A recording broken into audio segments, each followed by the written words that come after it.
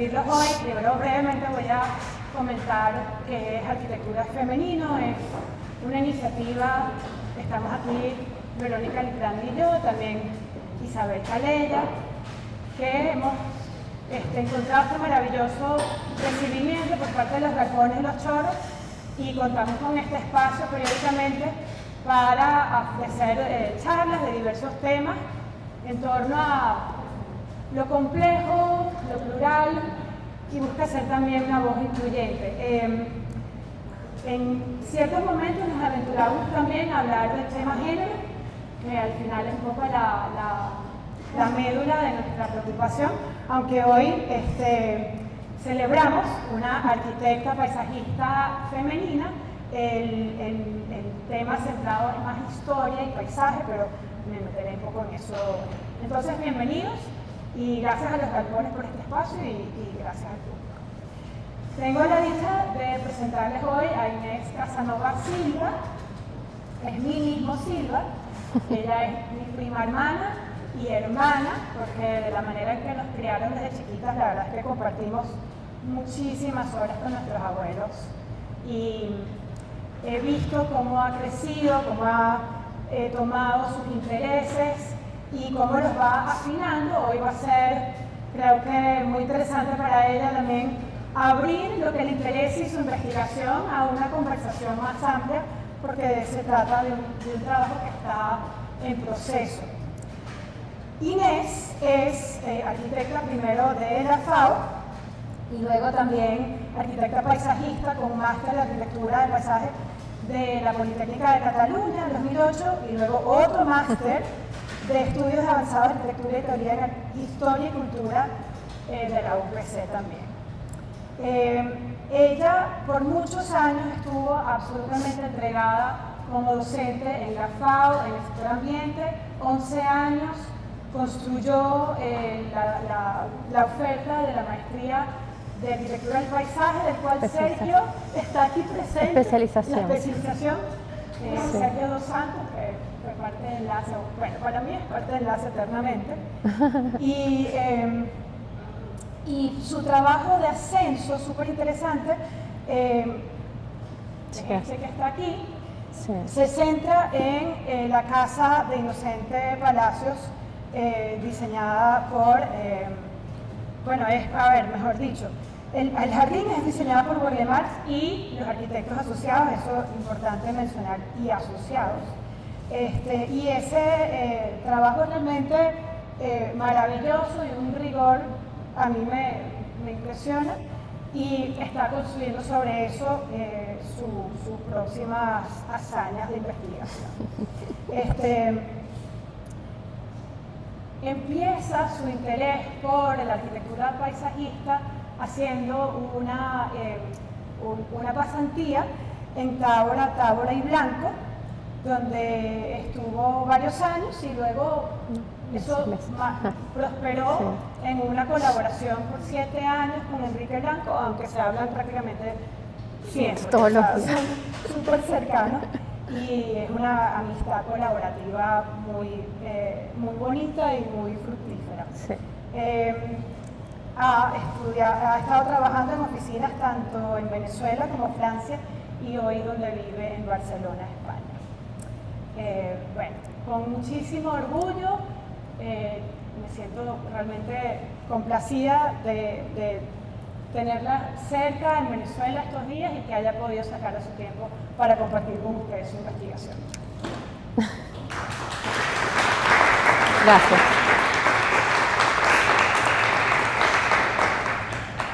Bueno, buenos días. ¿Se escucha bien? Sí. Bueno, esta bienvenida muy sensible, la voz se me parte. Primeramente, agradezco a Arquitectura es Femenino por haberme invitado a esta presentación, y tengo que agradecer a la Facultad de Arquitectura de la UCB, en la que me formé y donde fui docente por varios años, y al sector de acondicionamiento ambiental, donde fui docente por varios años.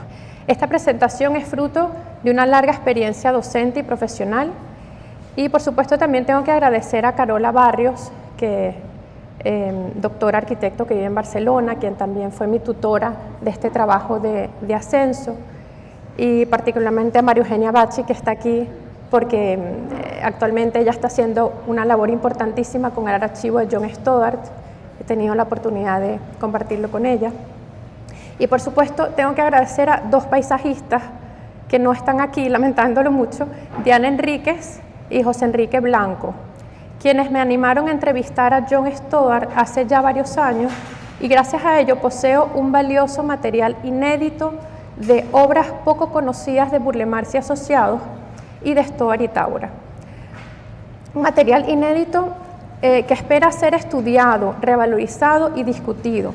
Por eso he venido hoy a presentar una parte de lo que ahora he estado estudiando.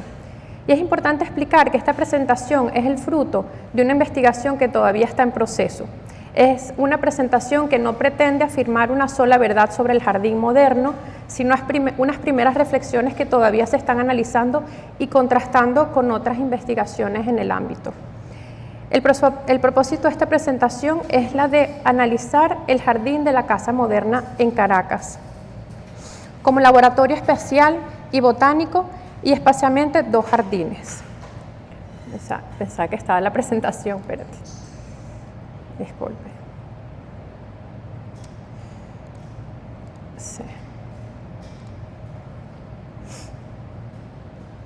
Ok.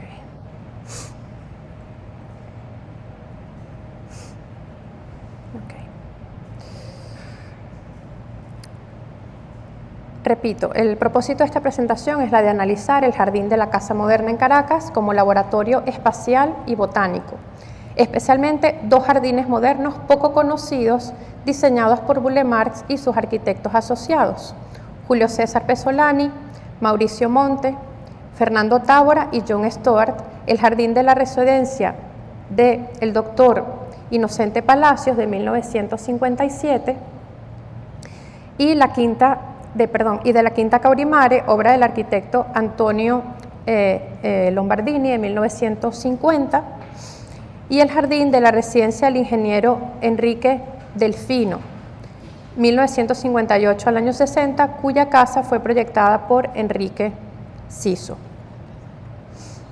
Ambos proyectos paisajísticos fueron desarrollados junto con los jardines para la Exposición Internacional de Caracas, que años más tarde se transformarían en el Parque del Este, proyecto de entre el año 59 y el 64, su obra magna en el país. Roberto Burle Marx y sus arquitectos asociados, Pesolani, Monte, Tábora y Stoddard, realizaron múltiples obras de paisajismo en Venezuela entre el año 56 y 64, sobre todo en Caracas. Recibieron tantas ofertas de proyectos de paisajismo que tuvieron que abrir una oficina con sede en Caracas, además de la oficina que tenían en Río de Janeiro, como lo explicaba John Stoddard durante las entrevistas y también Fernando Tábora en su libro 2 parques, un equipo. El primer proyecto que desarrolló este atelier de Burle Marx fue el Club Puerto Azul. Y otras obras, entre otras obras, hay una gran lista aquí, pero quería al nombrar algunas porque fue impresionante que entre el año 56 y el 64, miren la cantidad de proyectos que tuvo esta oficina. La Exposición Internacional de Caracas, el año 60, que luego es el Parque del Este, Parque de las Naciones Unidas, el Club Puerto Azul, el balneario de Naiguatá, Playa Grande, la Organización Los Canales, el Hotel Humboldt, el Helicoide, Macuto Sheraton, la Lagunita Golf Club, Hacienda Montesacro, el Hipódromo La Rinconada y 7 residencias, Palacios Delfino, Cisneros, Puceles, Carías, RAN, Valenilla, entre otros proyectos. O sea, era tanta la magnitud del trabajo que tuvieron que abrir una oficina aquí, ¿no? Y estos 4 arquitectos asociados aportaron a Burle Marx esa capacidad de graficar los planos con detalles y convertirlos en planos construibles, resolviendo temas técnicos y desarrollando la construcción de los proyectos. Aquí vemos una foto de la oficina Monteulia, que está en Los Palos Grandes, en la Primera Avenida, una fotografía en un momento donde ellos abrieron su primera oficina en Caracas. El atelier, como lo nombra Fernando Tábora en su libro, logró traducir el arte y las ideas de Burle Marx en arquitectura.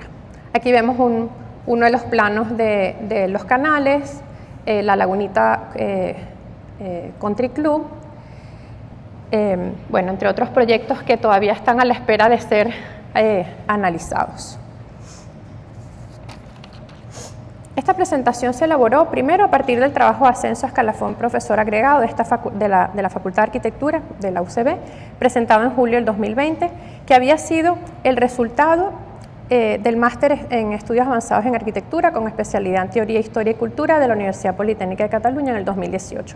Este trabajo trató sobre el Jardín Damero Inocente Palacios y lo pueden googlear y está en línea todo este libro que está aquí.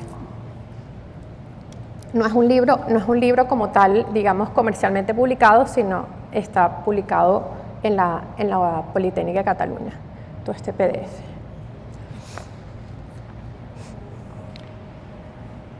Es importante señalar que esta investigación se elaboró a partir de fuentes primarias que constituyen el archivo personal y las entrevistas al arquitecto John Stewart, sus fotografías inéditas, también a partir de artículos y publicaciones sobre ambos jardines en libros y revistas de arquitectura de la época, como por ejemplo la revista Zodiac del año 60, el Journal of Institute of Landscape Architects del 64, el libro Modern Private Gardens de Jellicoe del 68, entre otros. Por otra parte, esta investigación no solo se basa en estas fuentes primarias de Stewart, sino en otros estudios y publicaciones que han sido indispensables para contrastar la información y profundizar en cada parte de la presentación. Hay 5 partes, en esta presentación pues, está conformada por 5 partes. Primero explicaré de manera breve una introducción sobre lo que es el jardín y la casa moderna en Caracas. Luego explicaremos el jardín terraza sobre el Ávila, que es la residencia de Palacios. Luego un jardín al pie del Ávila, que es la residencia de Enrique Delfino. La parte 4, hago unas reflexiones sobre esta emergente arquitectura del paisaje que despierta un interés por el uso de las plantas botánicas en el gremio de los arquitectos y unas conclusiones. El paisaje agrícola de Caracas se transforma vertiginosamente en paisaje urbano, ¿no? En los años 50. Y ese contexto socioeconómico favorable, la renta petrolera, el nuevo ideal nacional, es ese perfecto escenario para esa transformación del medio físico en un paisaje moderno. Estas son palabras de Giovanna Merola, ¿no? Que es arquitectura más femenina, en su libro Relación Hombre-Vegetación, que es Introducción a la Arquitectura del Paisaje. También hay otro artículo interesante, La evolución del paisaje de Caracas, de Merola. Entonces ella va a analizar también cómo la ciudad se va transformando, ¿no? y su paisaje. Aquí vemos la ciudad universitaria, el centro Simón Bolívar.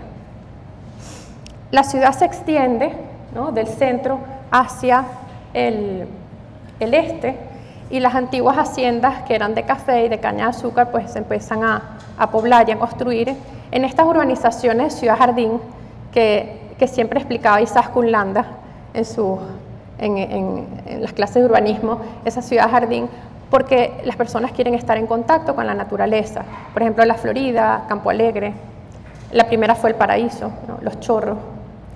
Entonces esa clase pudiente prefiere vivir lejos del centro, en esa tipología de quinta, que es la que vemos en la derecha, esa casa aislada con un jardín alrededor, ¿no? Esas casas rodeadas de áreas verdes, retiradas del centro, con esta idea romántica de buscar el contacto con la naturaleza y de disfrutar de ocio y recreación, también palabras de Merola. Entonces las personas que antes vivían, digamos, alrededor de un patio, pues pasan a vivir en una casa alrededor de un jardín. Estos jardines van a ir cambiando porque hay la necesidad del uso del ocio, de la recreación. Este es un jardín de Alejandro Chatén de los años 20, la Villa Enriqueta en Los Chorros, en donde, aunque es muy primitivo porque el diseño es bastante clásico, no neoclásico, ya sugiere la necesidad de construir un espacio en la parte afuera del jardín para disfrutar de esa área verde, entonces una pérgola, un estanque de agua. Entonces, estos podrían ser, digamos, los primeros jardines modernos. En este trabajo todavía, digamos, que está en proceso, no pudiera decir con certeza cuál es el primer jardín moderno en Caracas. Es parte de la investigación, pero sí hay unos primeros jardines con ciertas características de lo moderno. Entonces van pasando los años 30, 40 y 50, para que no se nos haga muy largo, y la casa se va a abrir al paisaje, va a abrazar el trópico. Aquí vemos la Casa Nora, que es de Heufer.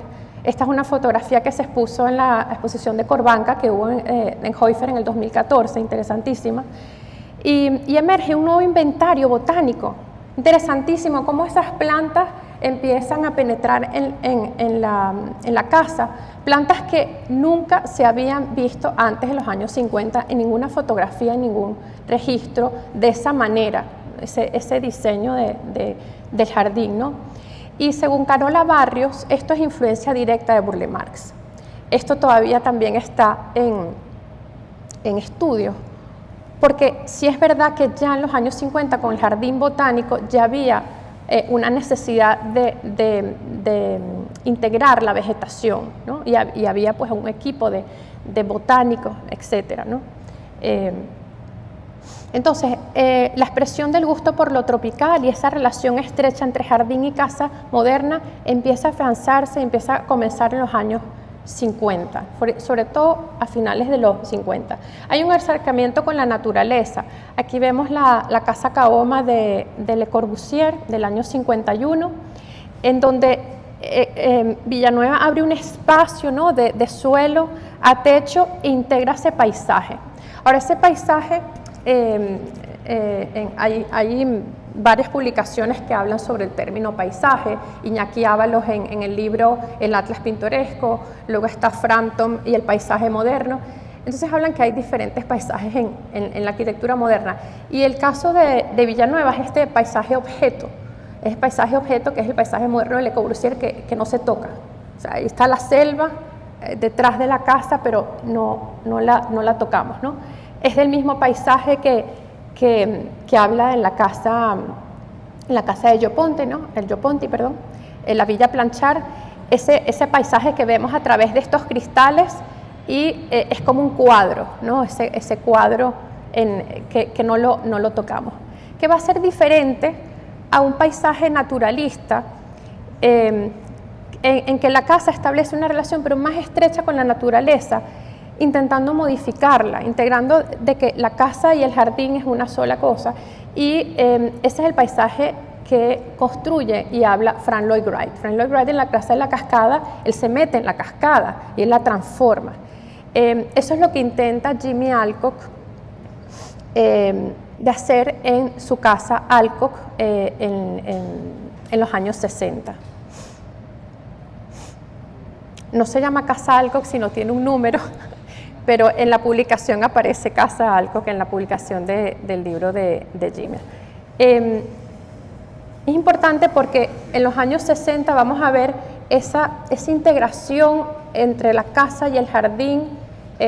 La casa, ya él construye, por ejemplo, en esta casa todo un perímetro, un pasillo perimetral para aprovechar todo ese jardín e integrarlo a la casa.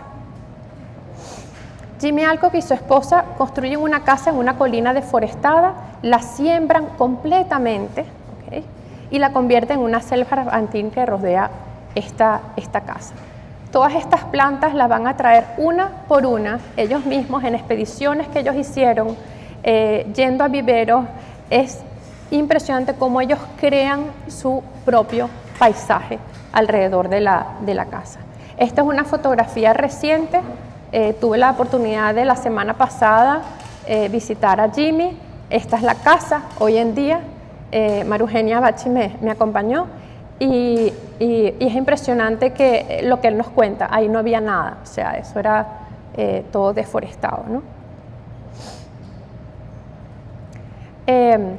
La fotografía no es muy buena, pero por supuesto parte de este paisaje naturalista es la Casa Alto Claro de Richard Neutra entre el año 58 y el 63, en donde también se ve esa relación moderna casa-jardín. Se incorpora el paisaje del Ávila a manera de fondo en el jardín doméstico, ¿no? Y Heufer, como anteriormente enseñé una fotografía, Heufer va a implementar muchísimo esta idea de integrar el paisaje en su casa. Esto lo podemos ver en esta sección de la Casa H. La Casa H fue la casa donde él vivió, en donde esa es la quebrada Pajaritos, y en donde uno entiende que hay una apropiación del lugar y la casa y la tierra forman una unidad, ¿no? Esto parece ser un solo elemento. El uso de la vegetación existente, también él va a integrar toda esa vegetación que ya estaba en la quebrada, y intenta integrarla con el interior de la casa, ¿no? Es importante la estrategia de Heufer de borrar el vano de la ventana o de la puerta para integrar el paisaje a la casa y que parezca continuo, ¿no? Hay una continuidad. Aquí vemos, por ejemplo, un esquema de otra casa de Heufer, de los Jaguares, del 71, pero se entiende su interés siempre en trabajar las áreas verdes, ¿no? Y la continuidad, ¿no? El patio de la entrada, el patio interior, las terrazas, ¿sí? Entonces, simplemente quise comenzar con esta pincelada porque podríamos hablar de Jardín Casa Moderno más tiempo, pero es para entender el momento en que Burle Marx llega, en el año 56, ya Villanueva está haciendo las casas. No pude mostrar alguna fotografía de casas de Tomás Sanabria, pero también Tomás Sanabria, me contaba Loli, que también introducía el tema del paisaje. Hay una casa en Los Chorros donde trabaja con la quebrada. Entonces, estos arquitectos, Heufer, Sanabria, Jimmy Alcock, también otros como Dirk Borjos, tenían una sensibilidad hacia el paisaje. Fíjense que la mayoría de ellos habían estudiado afuera o algunos eran extranjeros. Y la mirada del otro, el salir y el volver a entrar, hace a veces revalorizar ese paisaje, ¿sí? Entonces, bueno, vamos a comentar un poco lo que es la residencia Inocente Palacios, que yo le digo el jardín terraza sobre el Ávila. ¿Cuál era el lugar del jardín? Bueno, es una terraza sobre el Ávila, un jardín en altura, y el dueño de la casa, Inocente Palacio. Caracas se estaba expandiendo y las haciendas del valle se estaban transformando en urbanizaciones, ¿no? Residenciales. Entre estas, la primera urbanización sobre las laderas que se construye fue Colinas de Bellomonte, con una nueva condición escénica y monumental de la ciudad moderna, con esta idea de buscar toda la visibilidad posible, todos los terrenos. Inocente Palacios era el promotor urbano que propuso esta estrategia de venta, una terraza sobre el Ávila. Esto es un anuncio de la revista Integral de la época, de los años 50. Fue uno de los ensayos suburbanos más representativos en la definición del nuevo perfil arquitectónico de la Caracas de los años 50, según Carola Barrios, ¿no? Y el jardín de Inocentes se trabaja como un jardín de altura, con esta idea que predominaba en el momento de esta arquitectura en altura, ¿no? Promovida por el nuevo ideal nacional. Se podría encontrar el origen quizás en este ideal del pensamiento militar del control del territorio. Estaba el Humboldt, estaba la Villa Planchar, o sea, todos querían construirse en la cima de una colina y apropiarse con la vista de este paisaje. Y esto se inicia con la expansión de la ciudad, con esa expansión de la ciudad y esa búsqueda de la altura para integrar el paisaje del Ávila en ese espacio, ¿no? Esta es la parcela de lo que fue el jardín de Inocente Palacios. Lamentablemente se demolió en los años 80. Estaba ubicado en una de las laderas de colinas de Bellomonte. Esta es aquí la avenida principal de Bellomonte. Esto está entre la calle Guárico y Caroní. Y estaba orientada la casa con una vista hacia el valle y hacia la montaña. Hoy en día es el parque residencial Vista al Valle, en la avenida principal de Chula Vista con calle Caroní, que estos son los 3 edificios.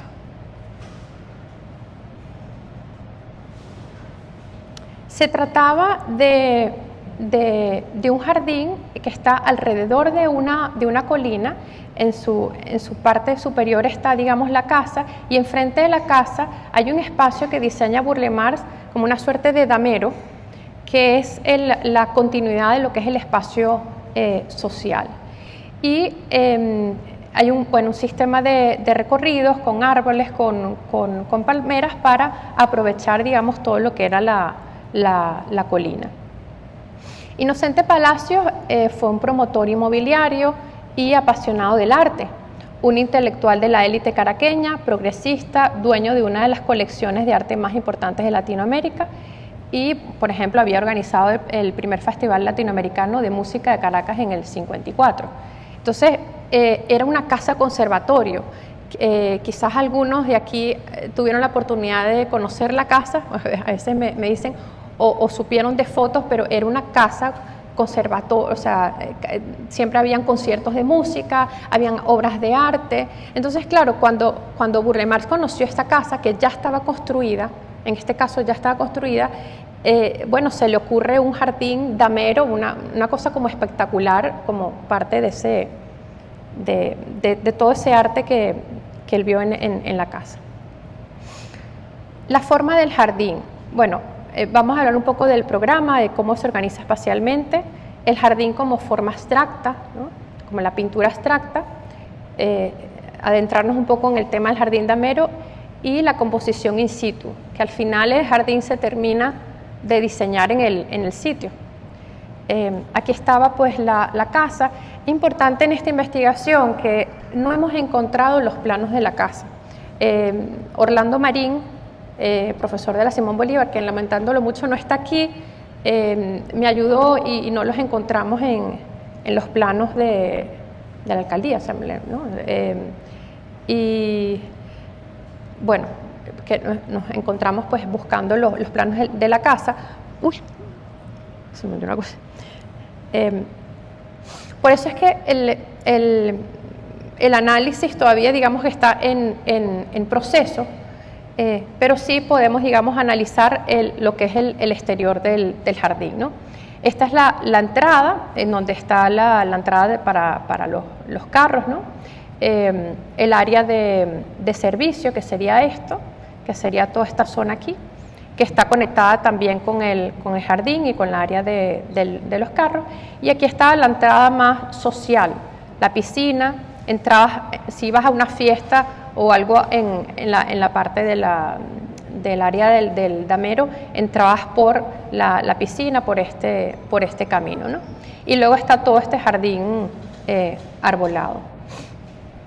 Hay una estructura espacial, esto es un gráfico de elaboración propia, una estructura espacial moderna, bastante funcional, claramente con todas las funciones y se entienden pues la circulación, ¿no? Para que fuera lo más funcional posible. Entrabas, ibas por el garaje o vas a todo este circuito de servicio para dar servicio al jardín o entrabas por la parte social, ¿sí? Existe una jerarquía de espacios de todas las áreas, separando los accesos principales de los accesos de servicios. Hay un sistema de sinuosos recorridos que conecta estos espacios, estableciendo acceso directo entre los espacios. Y la estructura de las cominerías se diseñó a partir de la base de que existía la casa, que según Stoddard existía también una caminería en la colina, ya existía. Un jardín moderno, según Christopher Tunard, que en una publicación fue de las primeras publicaciones sobre el jardín moderno, hablaba de esta concepción social. Si bien ahora, actualmente para ustedes es normal que en el jardín haya un espacio social, eso comienza en esa época cuando se comienza la quinta y ese espacio es que se empieza a diseñar las áreas sociales del jardín, las piscinas, la pérgola, la parrilla, etc.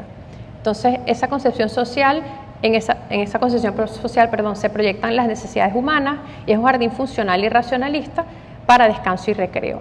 Hay una organización asimétrica, que es el jardín moderno rompe con la simetría de lo neoclásico, y hay una reconsideración del ornamento. Ya no hay estos ornamentos, sino más bien hay escultura o la vegetación. Se trabaja con el pavimento. Con respecto a lo que es el jardín como obra abstracta, la composición es geométrica y si uno lo ve desde la planta, o sea, en planta, parece una obra abstracta de pintura. Esto, por supuesto, es típico de toda la obra de Burle Marx. En planta era una pintura, acuérdense que Burle Marx era pintor, era artista, en 2 dimensiones, tiene poco detalle la planta, no logramos ver exactamente todos los detalles, y vemos unas figuras biomórficas y geométricas con referencias en el arte de las vanguardias europeas. Podemos hacer referencia, por ejemplo, a las formas blancas de Jean Arp, por ejemplo, esta constelación del año 32, o hacer referencias a Calder, ¿no? O a Jean Miró, ¿sí? Este plano está en la revista Zodiac del año 60. Esto se publicó, este plano a color. Estos planos se hacían con guache. No hemos logrado localizar el plano original, sino vemos, esto es una copia de la reproducción de la revista Zodiac.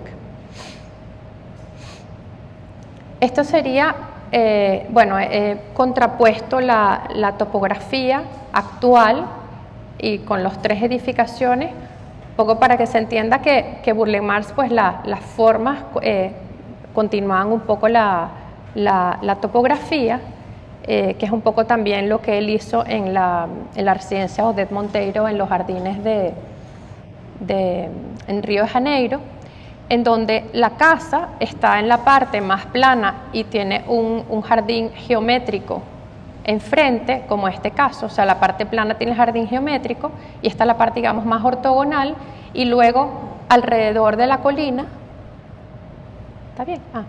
Alrededor de la colina están todas estas curvas y formas más orgánicas. O sea que vemos 2 patrones, uno más orgánico en la colina y uno más ortogonal cerca de la casa para el espacio social. Las figuras biomórficas también hacen referencia a la obra de Oscar Niemeyer.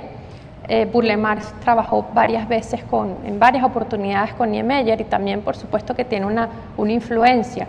En su casa, por ejemplo, Das Canoas del año 51, que vemos aquí. En Río de Janeiro, la piscina y la cubierta de la casa tienen las formas. Esta es la casa de Inocente Palacio, con lo que era el caney, ¿no? O la pérgola o el pabellón, con estas figuras, y aquí está la piscina.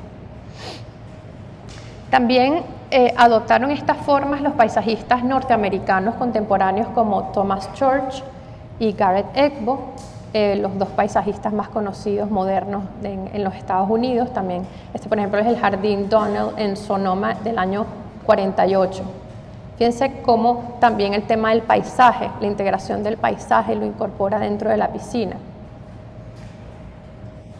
Y esta es la laguna en la casa Inocente Palacio, en donde, utilizando la vegetación aquí con gramíneas, logra hacer como una integración, una continuidad con ese paisaje que está de fondo y con esas montañas.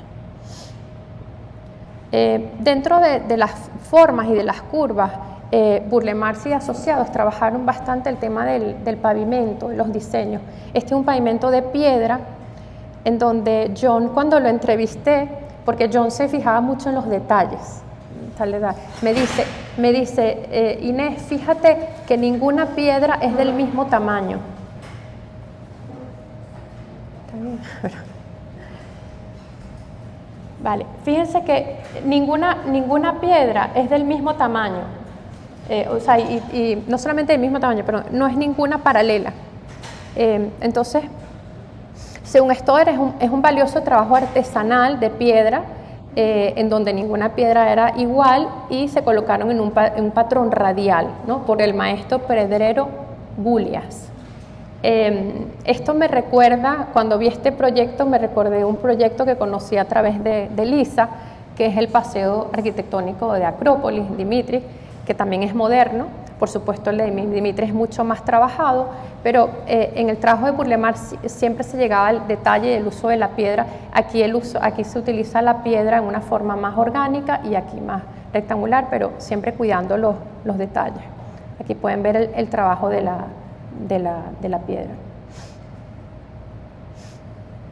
Luego, entrando en lo que es la forma del jardín damero, lo más interesante que me pareció a mí del jardín era pues analizar, centrarme un poco en este tema del jardín damero.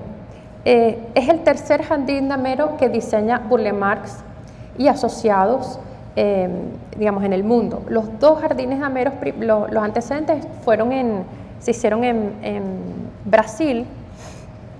El primero fue la Casa de Cabanelas en Petrópolis, que eso es en las afueras de Río de Janeiro. Se observa esa relación entre la fachada y la superficie cuadriculada. O sea, aquí está el jardín damero, ¿no? Entonces, bueno, revisando obras anteriores de Burle Marx, se puede interpretar a través de su obra que el tema del jardín damero proviene de la evolución de la simple cuadrícula que Burle Marx utilizó en sus primeros trabajos. La cuadrícula con el tiempo se convirtió en una superficie más compleja, con dos tonos y combinación de texturas, pero provenía de un mismo principio. En el Ministerio de Educación ya había utilizado una cuadrícula, en este caso solamente en el pavimento, y el tema de la cuadrícula pura y simple de líneas sobre planos fue usada por Burle Marx en estos proyectos como una proyección de las líneas verticales de la fachada. Él utilizaba más en los diseños lo que era el jardín geométrico, casi siempre como una continuidad de la arquitectura, y luego este jardín geométrico pues ya buscaba algo más orgánico. Entonces, los dos jardines que fueron precedentes del jardín damero de Palacio fue el jardín de la Casa Cabanelas y el jardín de Pignatari. No aparece el nombre aquí, pero es Pignatari, que está en Sao Paulo, en las afueras de San Paulo, que es este que está aquí, que posteriormente hablaré un poco de él. También, por supuesto, estos jardines geométricos los vimos en los patios del Parque del Este, en donde se combinan tramas y texturas en un conjunto geométrico. Esta es la maqueta original de los patios del Parque del Este, que es del archivo de John Stuart. Aquí vemos los tres jardines damero que ha diseñado Burle Marx. O sea, los tres jardines son tres diferentes, no es la misma estrategia. En el caso de Cabanelas, esta es la casa, esta es la piscina y este es el campo deportivo. Entonces, la estrategia aquí del jardín geométrico es unificar, no es un espacio intermedio para unificar y conectar estos tres espacios. En el caso, por ejemplo, de la Casa de Pignatari, que es en Sao Paulo, el jardín damero estaba fuera, en un espacio lateral o de preámbulo de la casa, y conectaba una pérgola con un mural, y era un espacio como de preámbulo de la casa.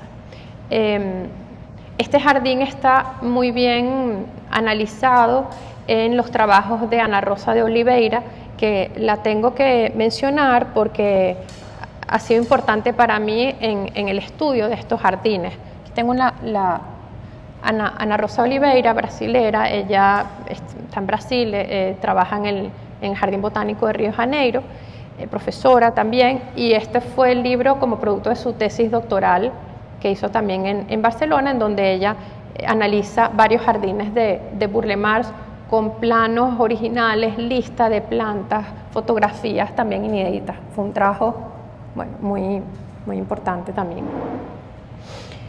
Y luego vemos el Jardín de Inocente Palacio, este jardín damero, que es un espacio mirador. O sea, el jardín damero es el espacio mirador, es esa terraza que conecta la casa con el paisaje. Esa es, digamos, la función y la continuidad del espacio social de la casa. Bueno, aquí hay algunos esquemas. Este es el esquema de la Casa de Pignatari, que este dibujo está en el libro de Ana Rosa de Oliveira, en donde se ve que el jardín geométrico era un elemento, pues, digamos, lateral de la casa. Este jardín mirador estaba en Casa Inocente Palacio, estaba limitado por un muro. Si se fijan, el dibujo original no coincide con un dibujo que hice a mano en base a la fotografía. ¿Por qué? Porque los planos de Burle Marx se hacían primero con poco detalle en 2 dimensiones, y cuando se iba a construir in situ es que se tomaban las últimas decisiones. Eso lo explica Fernando Taura en el libro Dos parques, un equipo, y también lo explicaba yo. O sea, Burle Marx estaba ahí y decía, no, aquí está el paisaje, esto visual, y vamos a cambiar esto, etc. Entonces, por eso no coinciden los planos generalmente o sea, en su totalidad. Los planos son una guía en 2 dimensiones. Este es un dibujo que yo hago entendiendo que hay todo un muro, y para tapar este muro lo que hicieron fue crear una suerte como de barrera de vegetación alrededor con diferentes arbustos. Y aquí están 2 esculturas que hablaremos posteriormente, ¿no? Esto es un poco lo que hablé de que hay también una relación entre la geometría de las columnas de la casa con la geometría del damero, de estos paños cuadrados. Ahora, el origen de la trama. Bueno, cuando este jardín lo comenté con John, tengo que decir que todas estas fotografías que ven así cuadradas, que aparece a mano derecha aquí, son fotografías tomadas por John, Sí, es para hablar de la fotografía, ahorita hablo de atrás. Quería hacer como una explicación de la foto y ahorita voy para atrás. Todas las fotografías están en el archivo de John Stoddard, en original. Son fotografías de 3,5 por 3,5 pulgadas, pero es más o menos 10 por 10, 12 centímetros. Y en blanco y negro, y son del año 62 aproximadamente. Y son las fotografías que me han permitido pues también poder analizar este trabajo. Retomando, conversando con John, le pregunté a John, bueno, ¿de dónde viene esta idea del jardín damero, ¿no? Y él no me supo decir, me dijo, bueno, fue una decisión de Burle Marx, estética.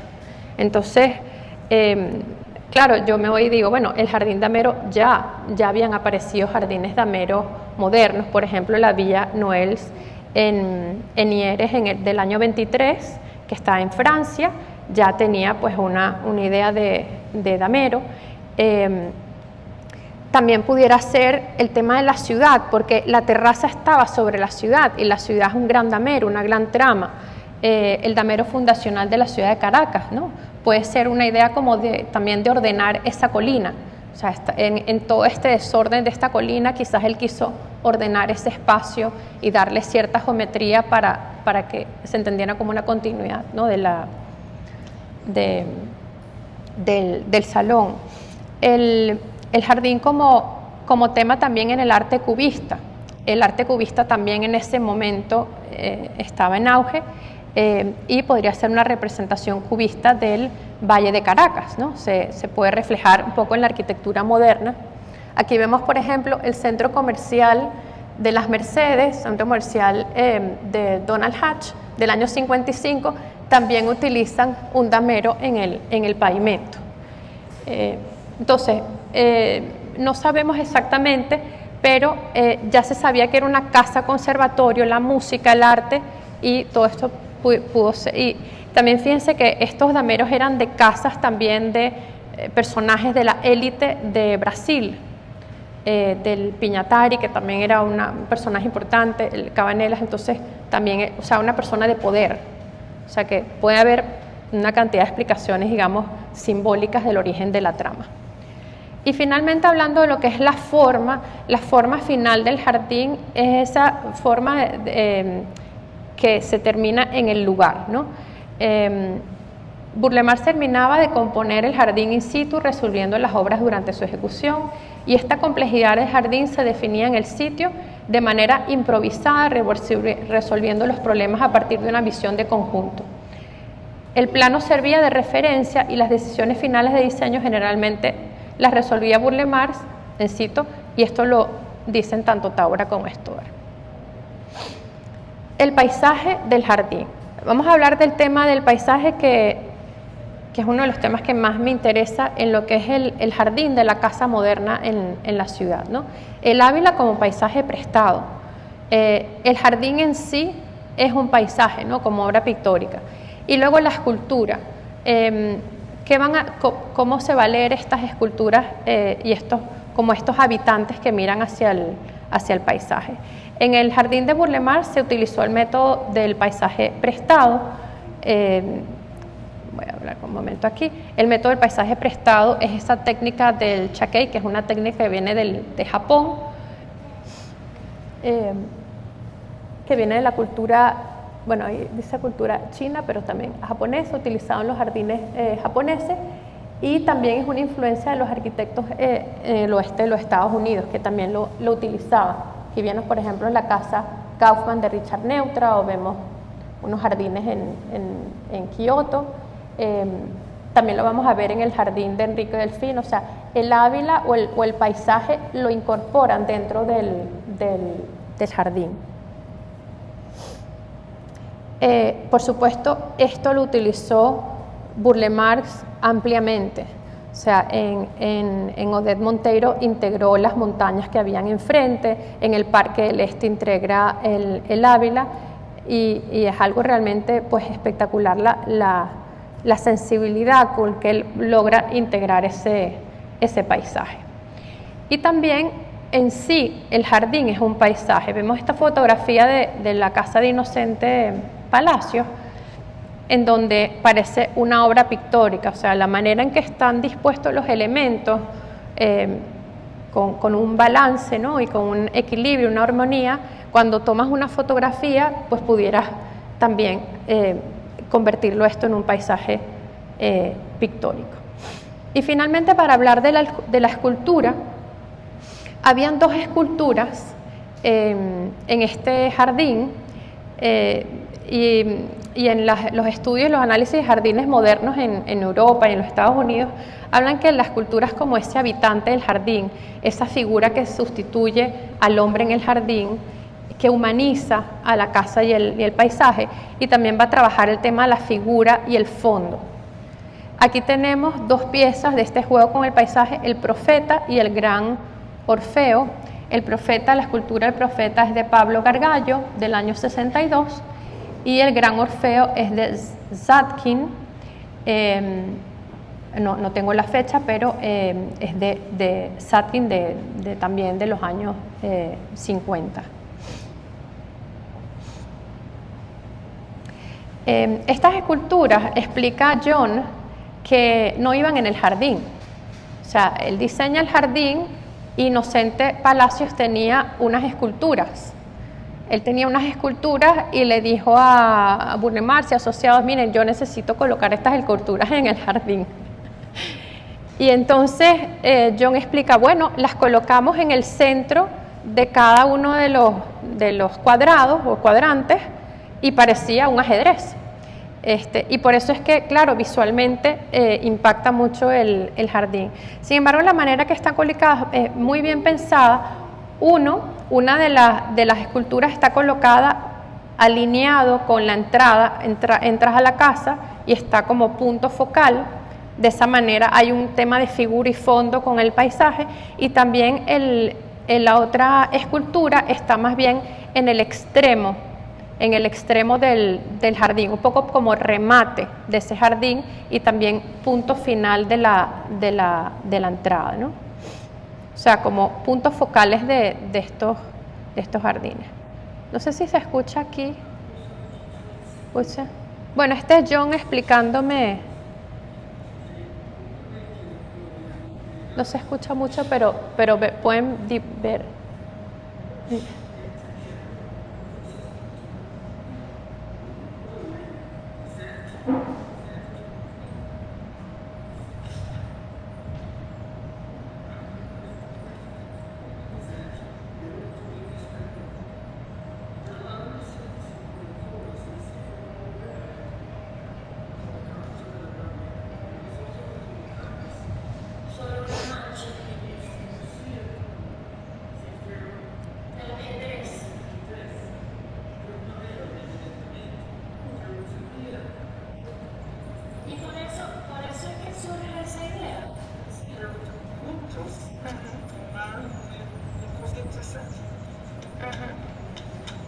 Y de ahí vino la idea.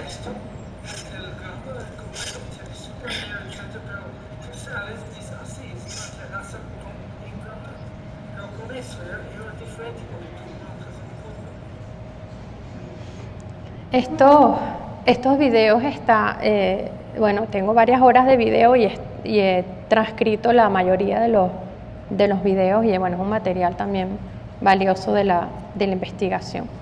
Entonces, hay referentes de la escultura del jardín moderno en otros proyectos, por ejemplo, de Burle Marx, en la Casa Cabanelas, también, por ejemplo, en el jardín de Christopher Twinard está una figura de Henry Moore, y eso nos habla un poco de la reconsideración del ornamento, porque en el jardín moderno ya no se habla de ese ornamento tradicional, sino la escultura o este elemento, esta estructura como para enmarcar el paisaje, o sea, se reconsidera, ¿no?, ese tema del ornamento. Y finalmente, la botánica del jardín, o sea, las especies botánicas. Estos jardines van a funcionar de alguna manera como laboratorios de botánica, porque se va a experimentar en estos jardines en Caracas por primera vez unas plantas que no se habían sembrado anteriormente. Sí se habían sembrado algunas en Brasil, pero es la primera vez que Burle Marx siembra estas plantas en estos jardines en Caracas.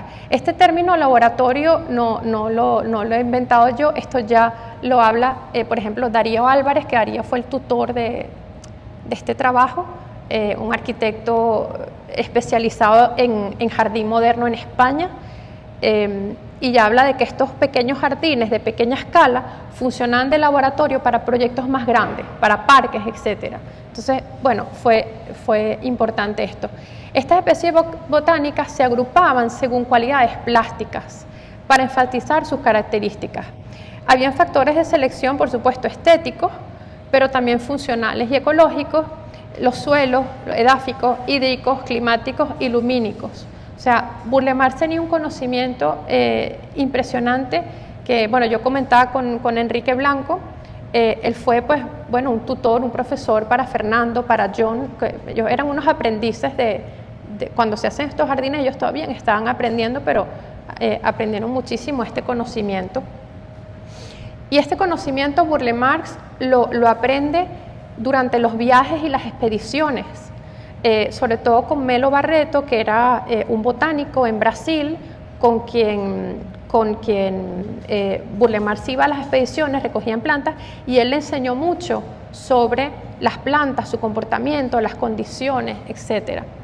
Entonces, en uno de los artículos que estaba leyendo de Anita Berrizbeitia, explica que Burle Marx fue tan audaz que él llevaba como al punto, digamos, al extremo, las condiciones de estas plantas. Él conocía muy bien las plantas, decía, bueno, vamos a probar si aquí se da.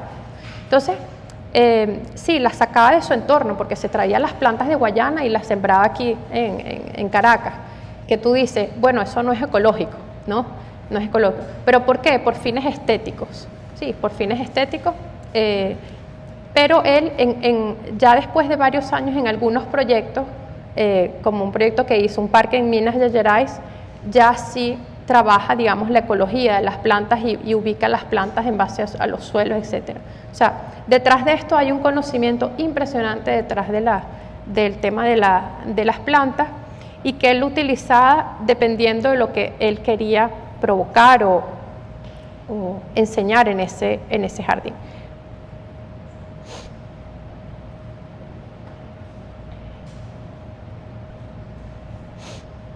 Aquí, por ejemplo, algunas plantas, estas estrategias de dibujar encima ya lo utilizaban ellos en los años 50. Entonces colocaban cada una de las especies de plantas. Aquí vemos especies como la cinta, el hemigrafis, el croto, el papiro, el ágave blanco y la tapara. Entonces vemos contrastes de colores, contrastes también de tamaños, pero fíjense que todas tienen hojas alargadas. Y eso te da un paisaje unificado y continuo. O sea, él sabía realmente qué plantas colocar. Sin embargo, había contraste, había equilibrio entre los tamaños. Esto es al lado del lago.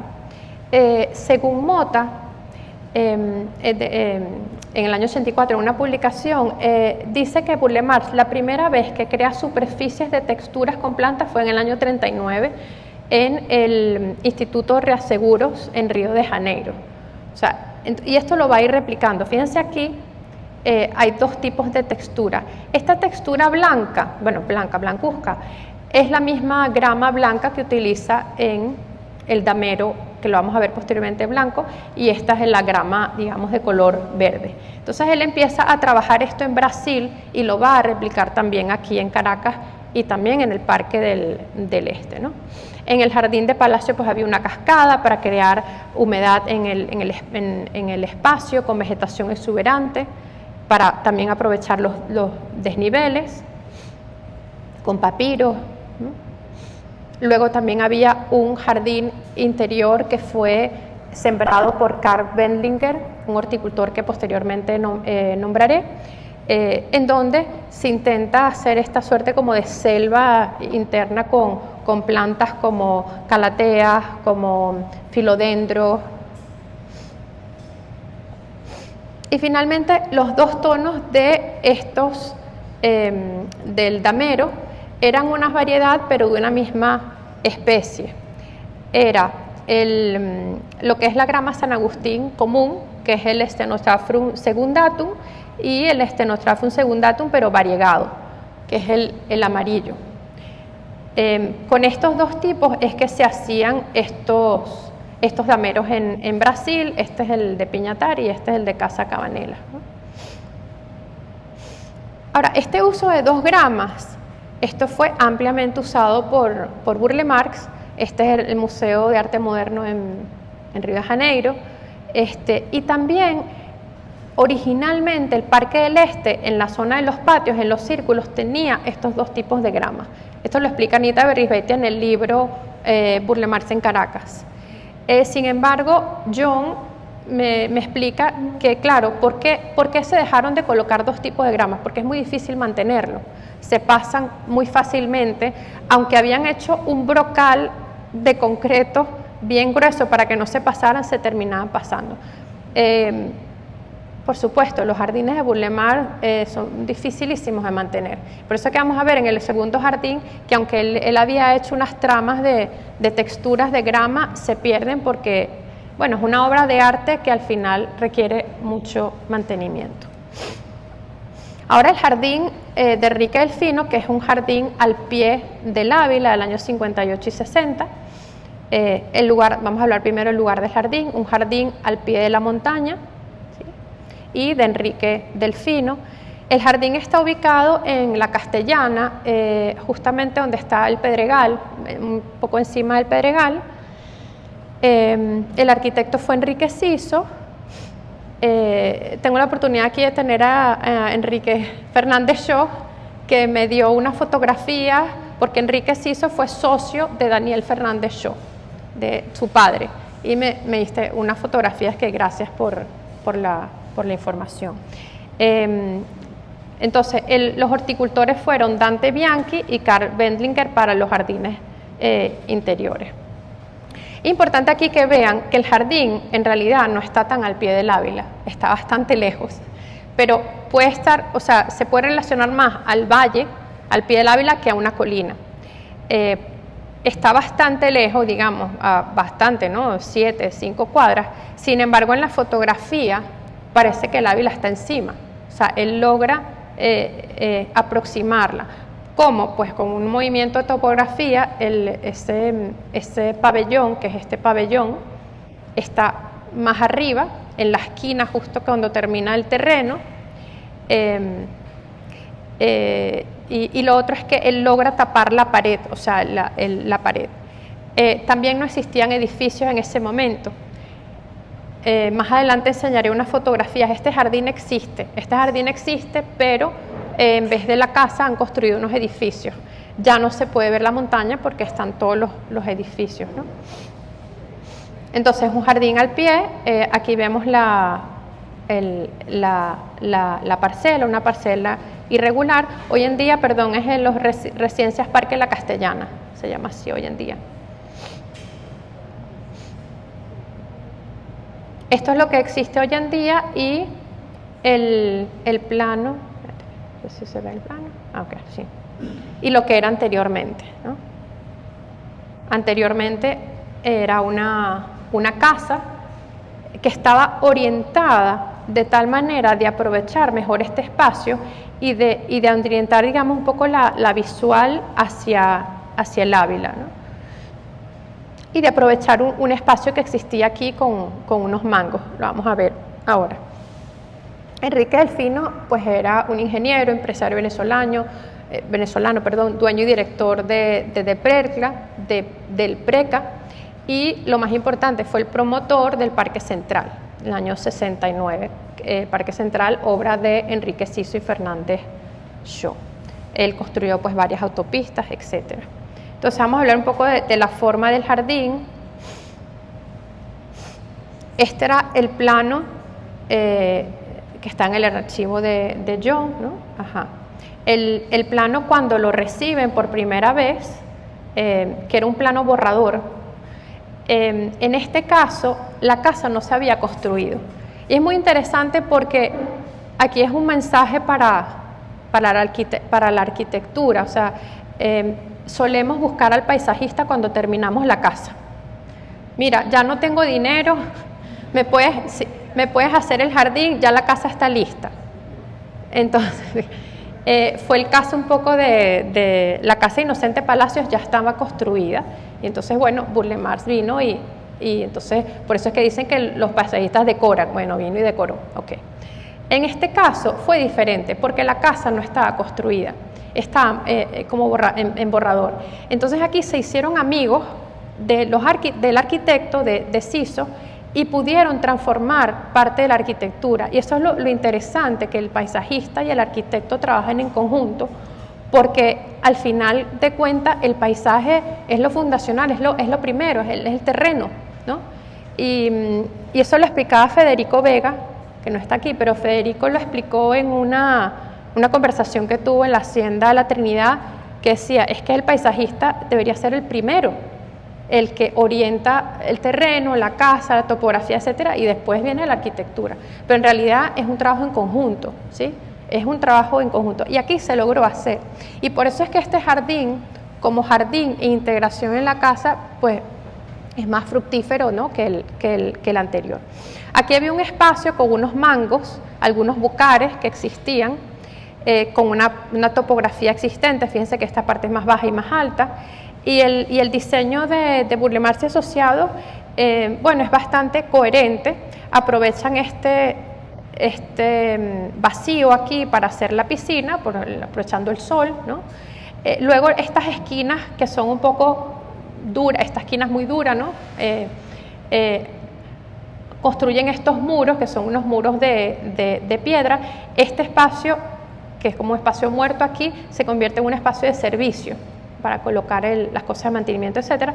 Y aquí este espacio se convierte en un pabellón parrilla, vestuarios para la piscina.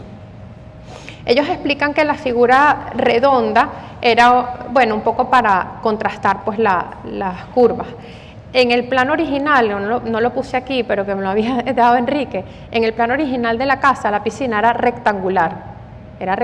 Entonces, bueno, ahí los paisajistas hacen una transformación cuando trabajan con los arquitectos. Entonces, bueno, vemos la casa tiene una cantidad de patios dentro, tiene una influencia bastante como de Mies van der Rohe, ¿no?, de esta planta libre. Y vamos a ver un poco las fotografías. Como dije, era una fase borrador, era carta blanca, hay un trabajo importante con los arquitectos, habían unos mangos, interesante que habían unas rocas grandes en el sitio y ellos las conservaron, pero las movieron de lugar. Y esta amistad entre el arquitecto y el paisajista hizo, bueno, que se introducieran estos cambios, ¿no? Al final es un jardín que fluye alrededor de las rocas y bajo los mangos, y las curvas van dividiendo pues los espacios. Estos eran los mangos existentes y las rocas. Un poco para entender el jardín, aquí vemos el patio interior, el centro, ¿no? aquí la piscina, el vestuario, aquí hay una laguna. Si se fijan, voy por detrás un momento, la laguna responde un poco a las formas de las curvas de la topografía.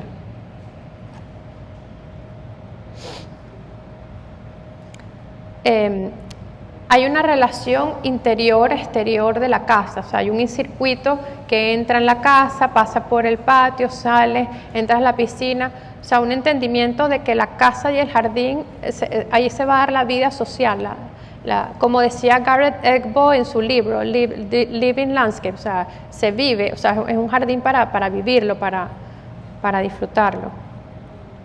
Y está pues toda la entrada con el garaje y el jardín de la entrada.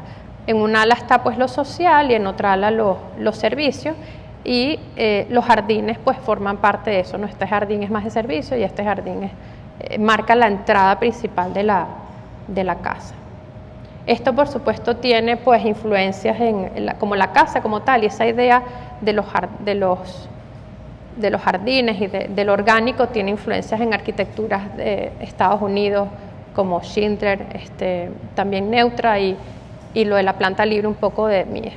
Aquí vamos a ver algunos planos que tuve la oportunidad de revisar, planos constructivos, poco como para que vean un poco cómo se trabajaba. Estos eran los planos con las cotas, ¿no? Ubicando todas las rocas.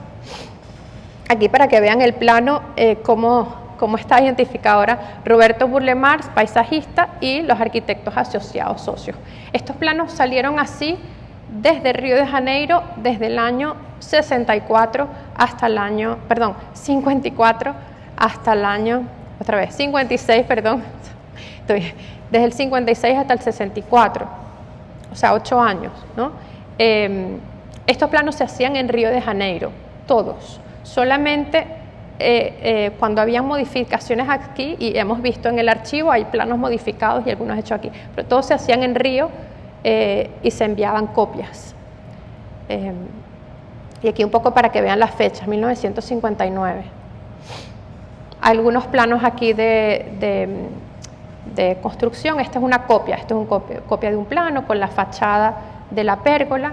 Es decir, que estos arquitectos realmente trabajaron, y esto lo explica Fernando Tábora, eran muy detallistas, intentaban de ayudar a Burle Marx en lo que Burle Marx no llegaba, que no era el detalle. Ellos intentaban terminar de graficar todos esos detalles en los planos para que fueran construibles, ¿sí?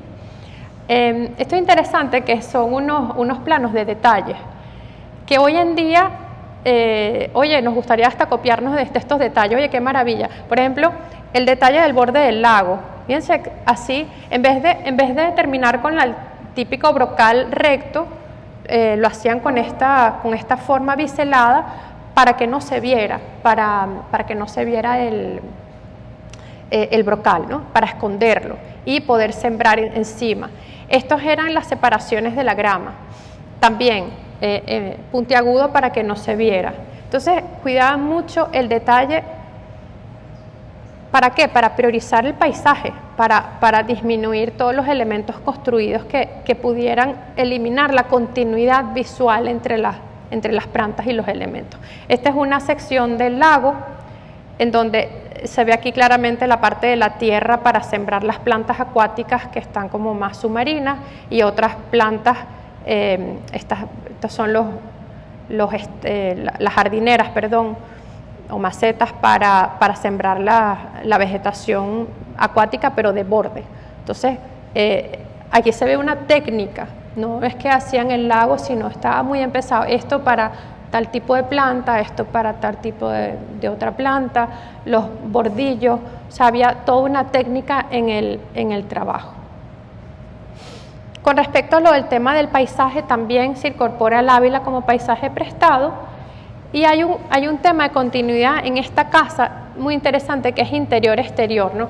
Casa, jardín, paisaje, se ve una continuidad, que es lo que se ven también en los jardines de Heufer, ¿no? Hay una fotografía aquí interesante, ¿no? De esta continuidad entre el Ávila y el paisaje. Aquí atrás había unos muros perimetrales que que se tapan con la vegetación y se tapan también con el vestuario, ¿sí? Que fueron esta estrategia de este pabellón. Este pabellón tapa este muro y como es una línea, este techo, esto es muy moderno también, esa línea plana y muy fina como el pabellón de Mies van der Rohe, pues lo que hace es como darle horizontalidad y que no se vea tanto la diferencia entre o sea, dar un poco de continuidad, ¿no? Y con unos pilares muy, muy finos.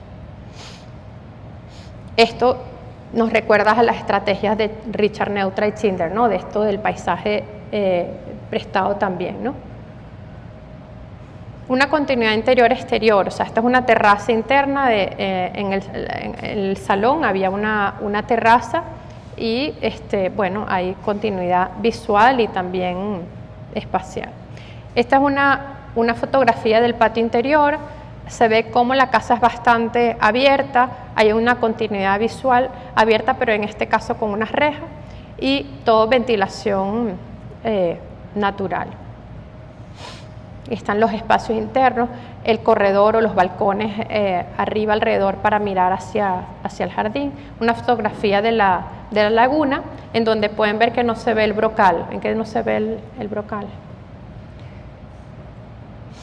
Y para terminar con el tema de la botánica, nuevamente el jardín otra vez se convierte como un laboratorio botánico. Está el jardín interior y está el jardín, exterior y el jardín interior. El jardín interior va a ser como una suerte como de colección, de exhibición de la flora. Y al final vamos a ver cómo se reconvierte este jardín conservando la vegetación. Aquí vemos una lista de plantas de esta zona. Si nos ponemos a averiguar de dónde es el origen de las plantas, mira, vemos Sudáfrica, América Central, Pacífico, Asia, Nueva Zelanda, América Central, África Central, América. Es decir, vemos plantas nativas y no nativas. Esto era recurrente en Burle Marx. Burle Marx tenía un vivero grandísimo en su casa en Río de Janeiro, en el sitio Burle Marx, y él viajaba por todo el mundo, o sea, de verdad, viajaba por Asia, por África, y en cada viaje se traía plantas y las reproducía. Su hermano Siegfried era el que estaba a cargo del vivero y comercializaba también las plantas, o sea, era un negocio. Y John siempre hablaba que Burle Marx, a donde iba a buscar una planta. O sea, él lo primero que llegaba en cualquier viaje era para preguntar dónde están los viveros. ¿Dónde están los viveros? Y cuando llegó a Caracas, dijo, ¿dónde están los viveros? Y aquí habían 2 o 3 viveros. Aquí está el vivero Atapaima, que lo tenía Carlos Guinán en su casa. Está el vivero de Carl Wendlinger, que estaba en Campo Alegre. El vivero, que vamos a ver una foto, se llamaba Jardín el Coleccionista Matas Raras. Entonces, bueno, Burle se hizo muy amigo de Carl Wendlinger, el horticultor. Y entonces para él era importantísimo ir recogiendo plantas, pero él con su conocimiento las podía combinar, aunque fueran de países diferentes, porque él sabía las condiciones del suelo que necesitaban, las condiciones del clima, y empezó a combinarlas. ¿Por qué las combinaba? Y eso lo explican varias personas, entre ellas Anita Berisbeit, etc. Lo combinaban para acentuar algo visual. Decía, bueno, yo tengo que poner 2 o 3 ágaves, pero si me traigo este otro ágave y otro ágave, puedo acentuar algo visual, y por eso lograba combinar. En el caso del Parque del Este, que el Parque del Este fue una exposición de las plantas autóctonas, representativas, la mayoría son autóctonas, pero él introduce plantas de afuera para acentuar también estéticamente algo que quisiera resaltar de esas plantas. Entonces, aquí llamamos esto la hibridez ecológica. Esto es un término que utiliza Anita Berisbeit, pero me pareció interesante porque es un híbrido entre lo nativo y lo no nativo para lograr estos efectos estéticos. Aquí vemos unos planos, unos sketch borradores de Burle Marx y asociados. Esto lo tenía John. Estos fueron hechos por John. No lo he conversado con él, pero estoy estoy casi segura, porque él es el que da este material para unas publicaciones que se hicieron en los años 60 por Jellicoe. Entonces él se ponía encima de la fotografía y iba viendo pues cada una de las plantas, y es un recurso muy interesante para identificar pues las plantas, ¿no?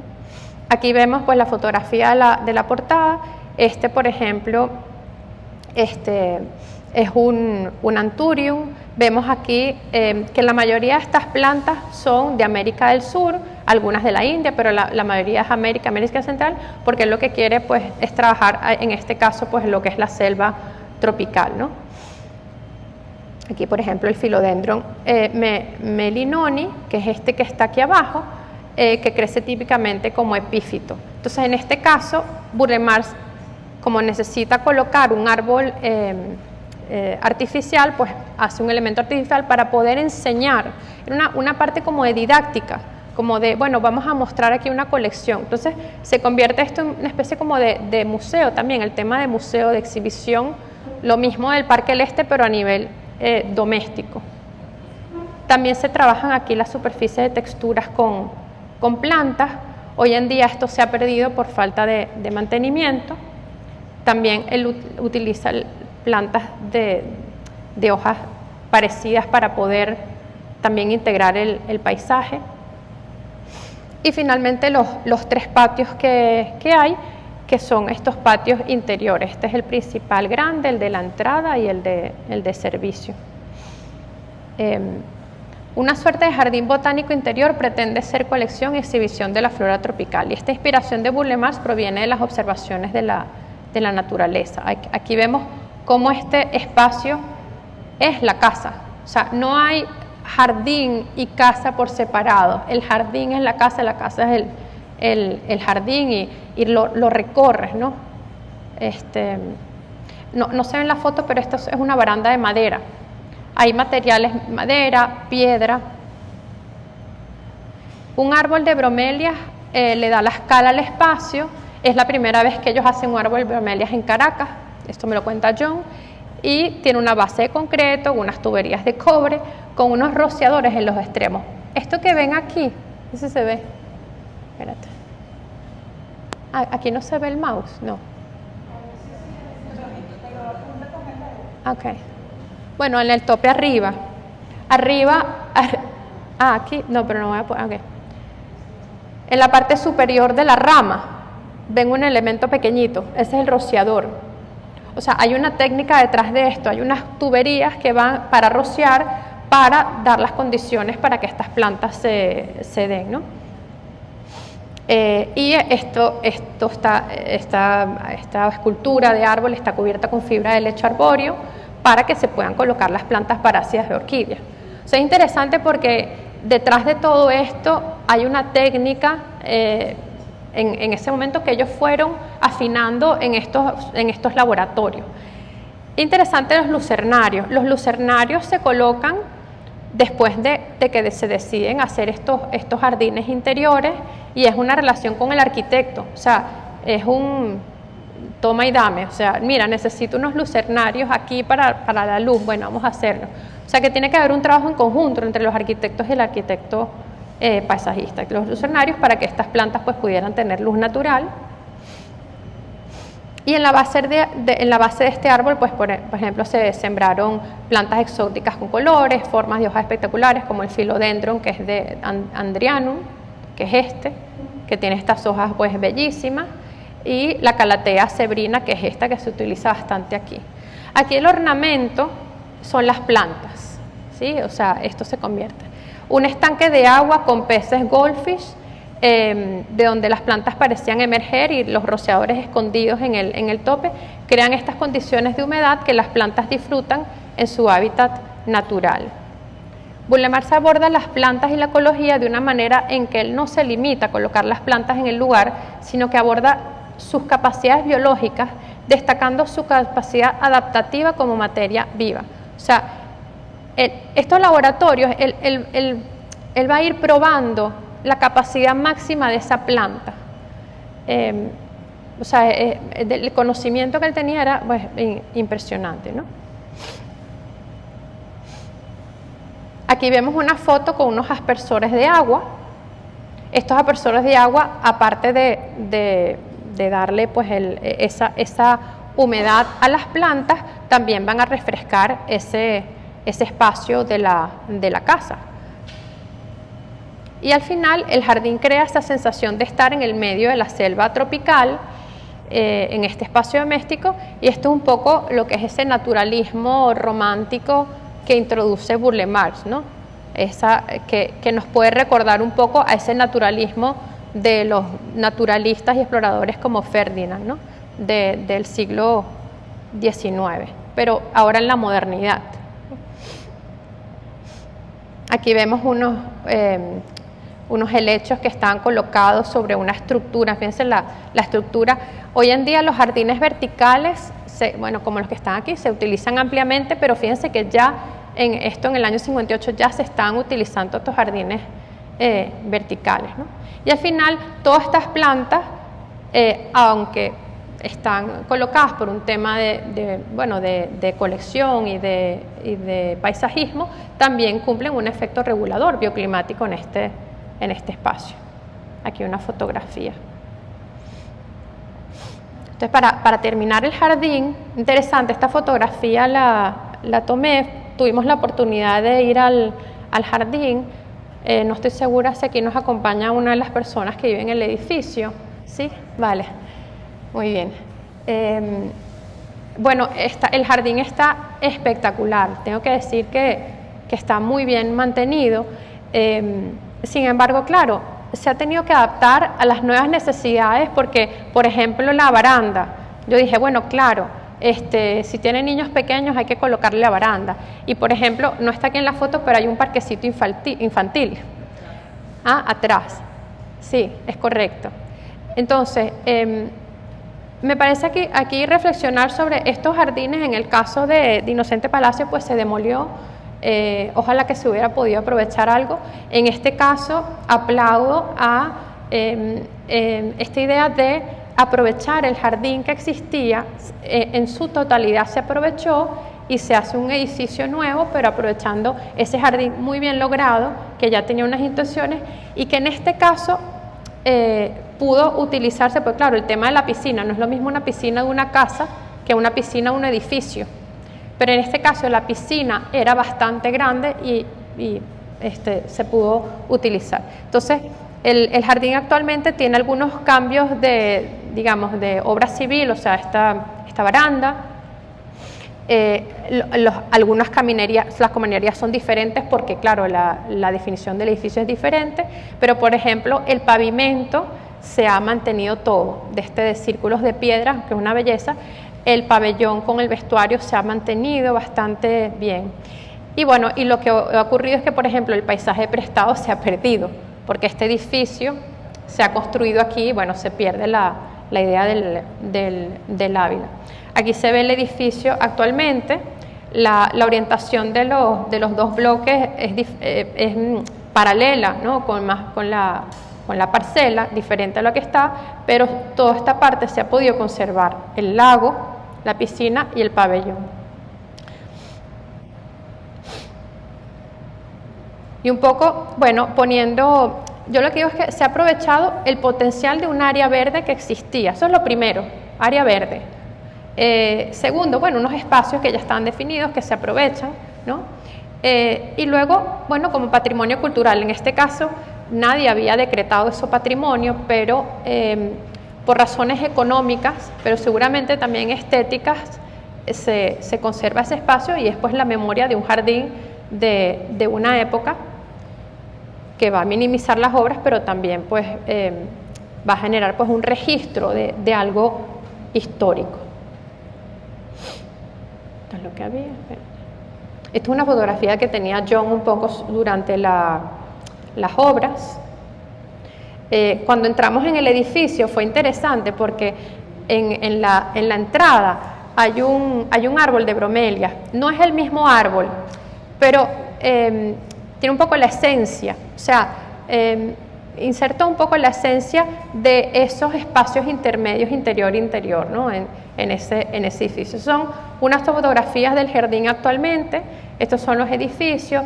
fíjense que hay esta esencia de integrar el jardín con los espacios sociales, continuidad, ¿no? La laguna está bastante bien con todas las rocas, el pavimento con las piedras se ha conservado, y lo que sí, quería poner la foto anterior a esta, es que, bueno, las especies de vegetales han cambiado. ¿Por qué? Porque hoy en día los que mantienen los jardines son al final los jardineros. Esto quizás, bueno, no lo expliqué, pero esto es importante explicarlo. Cuando se hizo el edificio se llamó Astor Aritaura. O sea, este jardín se había diseñado por Burle Marx y Asociados, y cuando en el año 69 se fue a hacer el edificio nuevo, se llamó Astor Aritaura para que hicieran la reconversión o adaptación de este jardín. Importantísimo, porque bueno, buscaron a los arquitectos paisajistas que habían trabajado y se hizo. Sin embargo, claro, desde el año 70 hasta ahora, ¿cuánto ha pasado? O sea, 50 y pico de años. Entonces nos encontramos que, por ejemplo, estas plantas ya no están, el hemigrafis no está, sino es toda una cobertura de vegetación. Hay árboles que se han perdido porque me contaba la administradora que se han muerto, ¿no? O sea, toda la cantidad de mangos, otros porque los han sacado. O sea que el jardín ha variado, pero digamos los espacios principales y la esencia no. Entonces, bueno, antes de concluir, unas reflexiones que tengo sobre esta investigación. O sea, durante los años 50 y 60 se produce un cambio, y es esa emergencia de la arquitectura paisajista. Así lo explicaba John. O sea, se pasa de entender el jardín como arquitectura de jardines y emerge lo que es esta arquitectura del paisaje hacia el paisajismo, y despierta un interés por el uso de nuevas plantas en el gremio. La arquitectura paisajista moderna en Caracas despierta este interés por uso de nuevas plantas en el jardín, un nuevo inventario de plantas en Caracas, se intercambian especies entre Brasil y Venezuela y otras regiones tropicales, existen expediciones por el interior del país, hay horticultura de los jardines, reproducción, y se inicia una estrecha relación entre arquitectos paisajistas y arquitectos, y esto lo va a explicar bastante Enrique y Astor Aritaura, que ellos trabajaban con arquitectos. El gusto y la sensibilidad por lo tropical se va, digamos, a incorporar en la cultura caraqueña. Se van a realizar diferentes actividades para difundir y promover el conocimiento de las plantas. O sea, por ejemplo, en los años 60 se hace una exposición de plantas en la facultad. O sea que al final todo este conocimiento de los jardines se va de alguna manera a difundir también entre el gremio, y va a haber como un interés de hacer expediciones, de recoger plantas, etcétera, promovido principalmente por el Parque del Este y por el Jardín Botánico. Pero esto pues va a tener sus influencias en lo que es el jardín moderno. Burle Marx y su equipo en Venezuela, pues con estos viajes al trópico van a recolectar, aclimatar y propagar plantas, que vamos a verlas, estas plantas en el espacio natural, y luego las vemos en nuestros jardines, ¿no? Esas plantas que se recogían en un espacio lo vamos a ver en los lagos, etcétera, de nuestros parques y nuestros jardines, y hay evidencias de esto. Por ejemplo, es una factura de Burle Marx, que se trajo unas plantas de Brasil y se las entregó al vivero Tapaima, y entonces se introdujeron plantas de Brasil, que a su vez habían sido introducidas por otros lugares. Va a haber una estrecha relación entre los arquitectos y los horticultores. Estas son unas fotografías del vivero de Karl Wendlinger, y hay 3 horticultores que van a ser muy significativos en esta época: Louis Longchamp, Karl Wendlinger y Dante Bianchi. Louis Longchamp era suizo, que trabajaba en el vivero Tapaima de Carlos Hinan. Karl Wendlinger era alemán, que había venido de Múnich, del Jardín Botánico de Múnich al Jardín Botánico de Caracas, y había hecho su propio vivero. Se hizo muy amigo de Burle Marx, se iba a Brasil, en Costa Rica se compró una selva, tiene plantas a su nombre, bueno. Y bueno, Dante Bianchi, que Dante era el horticultor del vivero de la Facultad de Arquitectura y también tenía pues, su propio vivero, y estos, Carl y Dante, fueron los que sembraron la mayoría de los jardines de Burle Marx, y ellos tres trabajaron en el Parque del Este. Tenían un gran conocimiento por las plantas. Aquí una fotografía del jardín El Coleccionista Matas Raras. Esta fotografía me la pasó el hijo de Carl Bendinger, Pedro Bendinger, que vive en Suiza actualmente. El mismo que sembró el jardín de Inocente Palacio. Aquí una foto de Carl. Y bueno, interesante porque John tenía una cantidad de notas. Decía, mira, 1957, en Caracas, cuando vuelve Carl de Brasil trayendo esta especie, ¿no? Esta especie.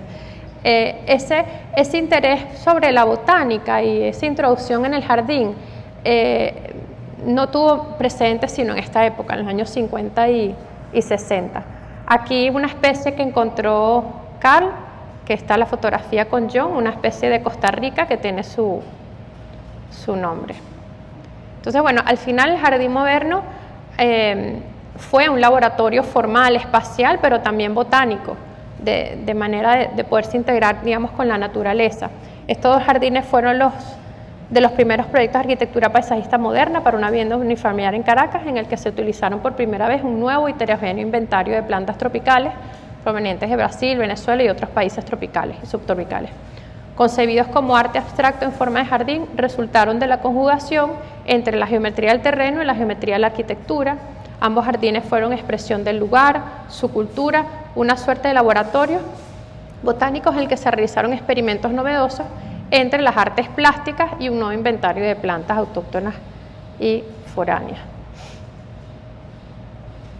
Esto es un esquema, la próxima ya, gracias. Esto es un esquema que está en proceso, en donde yo lo que quiero probar, o una hipótesis, es que hubo una transición entre los años 50 y 60, una transición del jardín, o sea, primero el jardín como elemento estético y plástico, pero el jardín que va como un entendimiento más del hábitat, del ecosistema, del entorno. Y fue importantísima la relación con el sector de acondicionamiento ambiental, la creación de las VAP, ese concepto de ambiente y de sistema que entra, digamos, en la conciencia de Stoddard y Tábora cuando se separan de Burle Marx. En este caso, no tuve la oportunidad de explicar un jardín de Stoddard y Tábora, me he centrado más en la etapa de Burle Marx, pero es importante saber que cuando Burle Marx, pues, digamos, cuando Stoddard y Tábora se separan de Burle Marx en el año 64, ellos fundan su propia oficina y van a trabajar 33 años en Venezuela, Stoddard y Tábora, que es la segunda parte de esta investigación que está en proceso. Y sus jardines van a ser ya diferentes, van a tener ya una conciencia más de estudio de sitio, van a estar influenciados con este Design with Nature de Ian Mahar, con Edouard Morin, que era el Morin el francés, que hablaba más del tema ambiental, el concepto de ambiente, y van a estar pues más centrados en un uso de plantas un poco más nativas, en ese tema de casa y jardín como unidad, y un trabajo, digamos, en conjunto, en equipo. O sea, estos jardines eran un trabajo de equipo, botánicos, horticultores, arquitectos paisajistas, etc. Y en relación con unos arquitectos sensibles a esta ecología y este paisaje. Muchas gracias.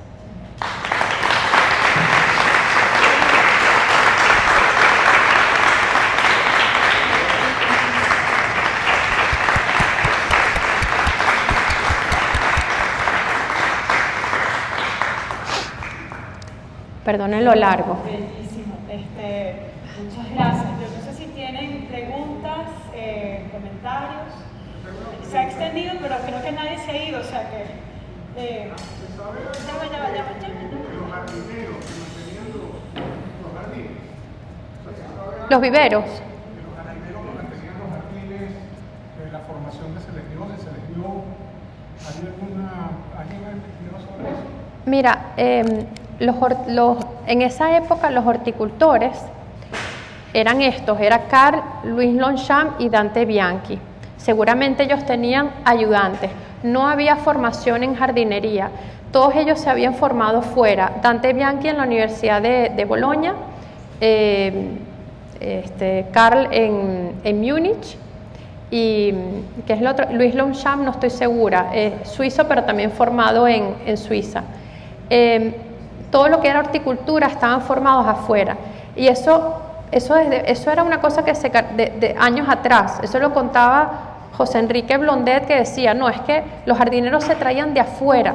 En esa época los jardineros se traían de afuera porque eran los que tenían conocimiento en las plantas. No sé cuánto tiempo tardó para que hubiera formación en jardinería, y aquí todo era por práctica. Había muy poca formación, y eso lo contaba John cuando Burle Marx llegó y dijo, es que aquí no hay sino 3 viveros. O sea, entonces eran ellos mismos los que hacían los mantenimientos. Este equipo estaba Leandro Aristigueta también, o sea, todo el equipo del Jardín Botánico. Fue un equipo muy grande formado por Jardín Botánico de la UCB. Estaba también por una parte Cathy Phelps y Philip Phelps que iban a las excursiones, todo el equipo del Parque del Este, Carlos Guinant como promotor, y al final era una red de personas, entre ellos que trabajaban, ¿no? O sea, en los jardines del Parque del Este. Pero el mantenimiento específicamente no sé si habría alguien, eran ellos mismos, ¿sí? Sí. Hola, quería comentar un poco para complementar lo que estabas Sí. diciendo. Sí. También, además del profesor Leandro Aristeguieta, Sí. estaba el profesor Juan de Dios Holskit, Sí. de la Facultad de Agronomía, que él era profesor de propagación. Sí. Y él también en estos inicios de Burle Marx, aquí Sí. en Caracas, acompañó las expediciones y también colaboró con el criterio de cuáles eran los requerimientos agroclimáticos de las plantas. Y él tenía una parcela en Carabobo, Sí. en donde él tenía muchísimas especies y también de alguna manera compensó esa carencia de lo que es la formación en cuanto a jardinería. Él daba cursos de paisajismo conjuntamente con la gente del Colegio de Arquitectos de Carabobo. Pero bueno, ya el profesor falleció y Muchas gracias. Tendrá muchos alumnos paisajistas que trabajaron con él y se formaron también en la parte de jardinería. Gracias. Gracias. ¿Algún otro comentario, pregunta?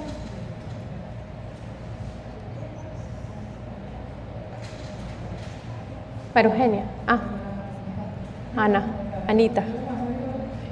Yo tuve clases con él y la Agustín Marigá, que tú estás mencionando, me acuerdo ahorita, que ella tenía una parte del vivero. Habla un poco más duro. Ajá. De la San Agustín Marigá que tú mencionaste, Ajá. el otro día, Sí. ella tenía unos pedazos de grama ahí. Sí. Pero él daba un curso de paisajismo ahí en su finquita, en el Sí. Isabelica atrás. Y bueno, tenía cantidad de árboles y de cosas, no sé qué pasó con eso hoy en día, porque eso estaba todo invadido, pero de toda la vegetación que habían ido. Y complementándote lo de Villa Enriqueta, esa casa no es Villa Enriqueta. La fotografía, el otro día Orlando Marín me la Ajá. manda y me dice, tú serás familia López Tejera, no sé qué, sí, es mi abuelo. Le digo, esa casa está en Puente Llano, en Tracabordo, y esa casa es del mismo arquitecto, pero está en el centro. Porque recordando- esa foto es del libro de Sawitza. Sí. Para Pero que. y después Orlando consigue una en el Cojo Ilustrado. Ajá. Y se la manda a mi primo Victorino Tejera, y digo, Victorino, me dice, esa casa está en el centro, no queda nada. Me acordé con mi papá, yo estaba hablando con Fran algo. Él me dijo, aquí estaba la piscina, aquí está la cara del león, o sea, recordando a mi niñez, mi papá recorriendo. Por eso está en Puente Llano, eso está cerca de la Lola. Ok. Porque Ok. Villa Enriqueta viene siendo, o sea, es la del Victorino Márquez Bustillo, y esta es la casa de la hija. Ok. Son dos casas separadas. Y hablando con Orlando, no, eso no está registrado. Ok. Acordarnos de eso. Esa fotografía es del libro de Sawitza. Pero Orlando que- tiene el Cojo Ilustrado. y eso. Ok, ok. No, pero era para explicar que fue una contribución importante a la historia de jardines de Sawitza.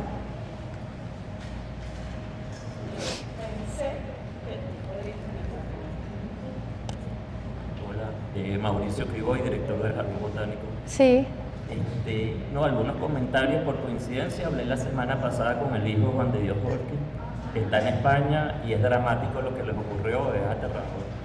la pérdida de todos esos terrenos, la invasión de todos esos terrenos, las amenazas personales, tuvieron que abandonar todo. Muy impresionante la conversación con el hijo. Sí. Una de las afirmaciones que acabas de hacer es correcta. Tobias Lasser se tuvo que traer a August Brown de Suiza para que todo lo que conocemos del jardín botánico actual era August Brown el que lo sembró. No, tuvo que traer apoyo externo. Una de las cosas, bueno, después lo aclaraste, ¿no? Hacer, porque no hay muchos dámeros de grama, porque evidentemente el mantenimiento es complejísimo. Sí. Uno pone 3 variedades de grama y ve como una domina sobre otra y se van a perder. No sé si esos dameros tenían también estructura interna para tratar de separar, porque se ven impresionantemente lineales, Sí. y la realidad es muy difícil, ¿no? Tenían, no tengo los planos, yo no tengo los planos del damero de Inocente Palacios, pero seguramente intuyo que era el mismo detalle del brocal, así como el otro. Sí, sí. Porque los brocales se hacían en concreto. En ese momento siempre las divisiones eran con concreto. Hoy en día es que utilizamos el plástico. Y lo otro, bueno, que no es de gramínea, pero tiene el damero chaguaramo de Carlos Raúl Villanueva en la Universidad Central, ¿no? Es verdad, sí. El damero chaguaramo que también Es verdad, sí. No, la felicito, espectacular. Gracias.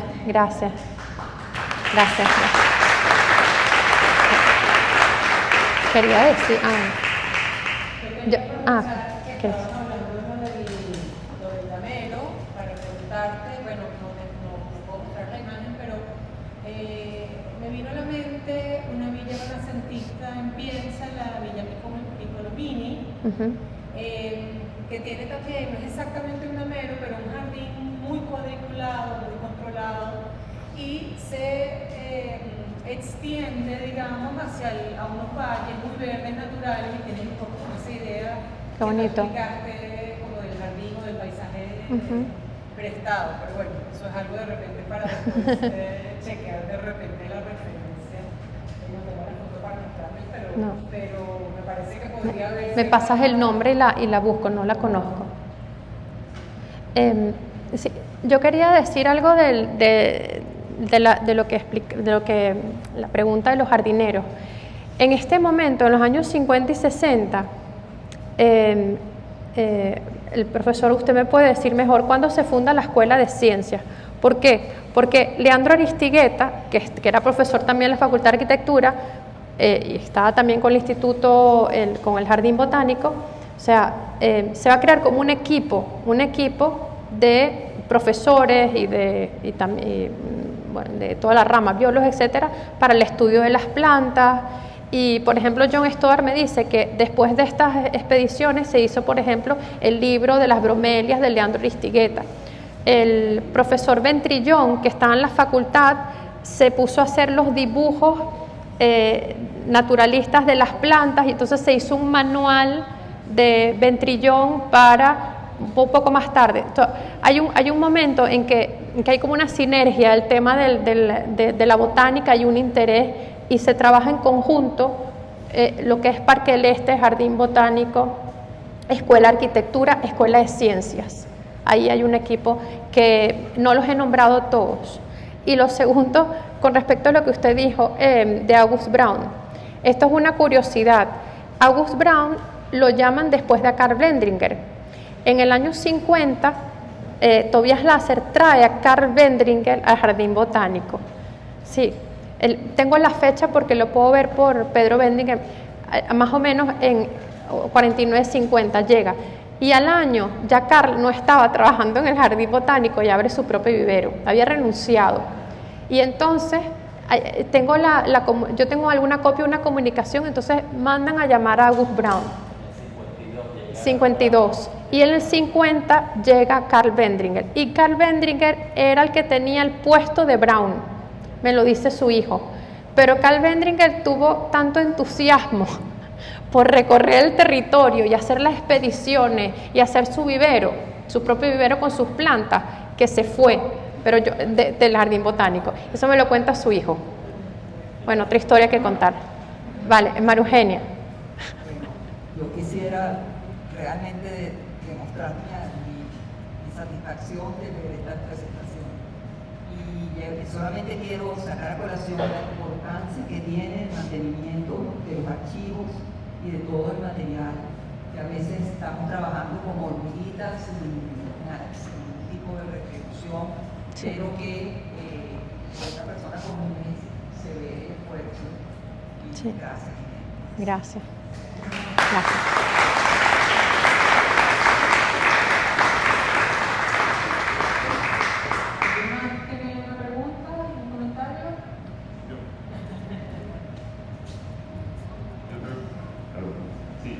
Quisiera como destacar un elemento que me parece importante incluir dentro de lo que se destaca de tu presentación, Inés. Sí. Yo creo que el valor ambiental que tiene, sobre todo la casa de Delfín. Sí, yo correcto. Creo que dentro de la contemporaneidad, la necesidad de lograr espacios de ese equilibrio natural construido, creo que es tremendamente significativo. O sea, yo creo que la arquitectura en Venezuela debe valorar y rescatar un poco ese tipo de condiciones ambientales en las cuales los equilibrios y la exploración y la riqueza que se da entre arquitectura y espacio natural es tremendamente poderosa.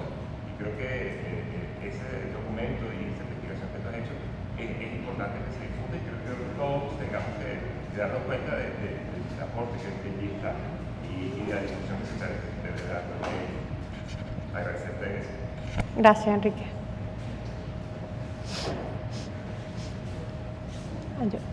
Bueno, sí, nada.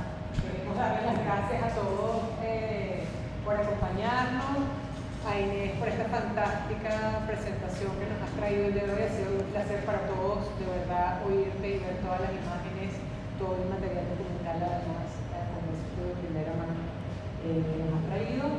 Y bueno, los esperamos. Este material va a estar disponible en nuestras redes como siempre. Pueden volver a verlo, pueden recomendárselo a otras personas que no hemos podido asistir.